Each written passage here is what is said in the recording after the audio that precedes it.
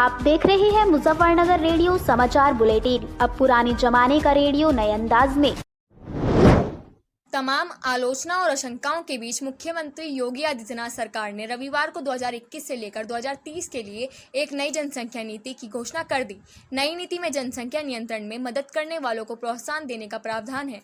जनसंख्या नियंत्रण को लेकर एक मसौदा यूपी सरकार की वेबसाइट पर पहले ही अपलोड किया जा चुका है और लोगों से 19 जुलाई तक सुझाव मांगे हैं। यदि अधिनियमित हो जाता है तो यह प्रस्तावित कानून गजट प्रकाशित होने के लिए 1 साल बाद लागू हो जाएगा।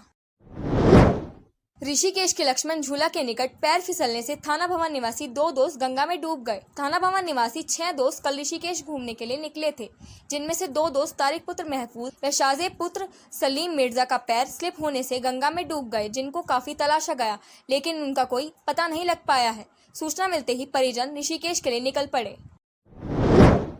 कोरोना की तीसरी लहर की आशंका के बीच उत्तराखंड के पर्यटक स्थलों पर उमड़ रही भीड़ मुसीबत बन गई है। दरअसल गर्मी से बचने को लोग पहाड़ों की तरफ रुख कर रहे हैं। हरिद्वार, ऋषिकेश, मसूरी आदि में भीड़ की वजह से हर तरफ जाम ही जाम है। ऐसे में पुलिस ने अपनी सख्ती बढ़ा दी है।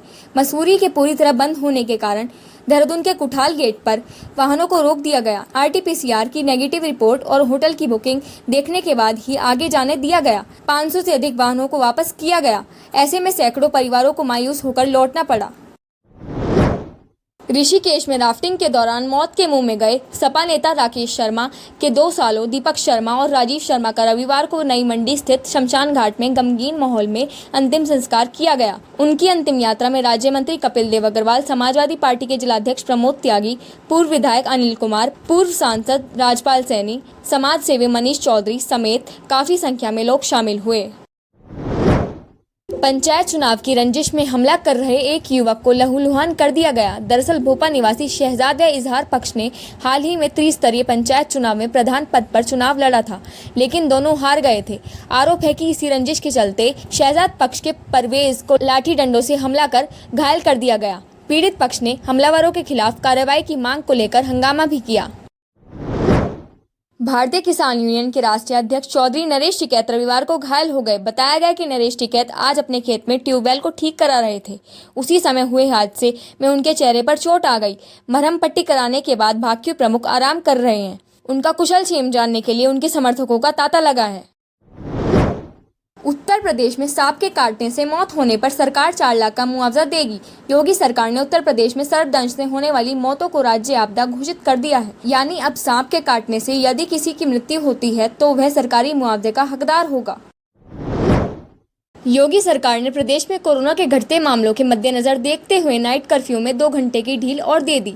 अब यूपी में नाइट कर्फ्यू रात को 10 बजे से सुबह 6 बजे तक लागू होगा। सोमवार से रात 9 बजे के बजाय 10 बजे तक बाजार खुल सकेंगे।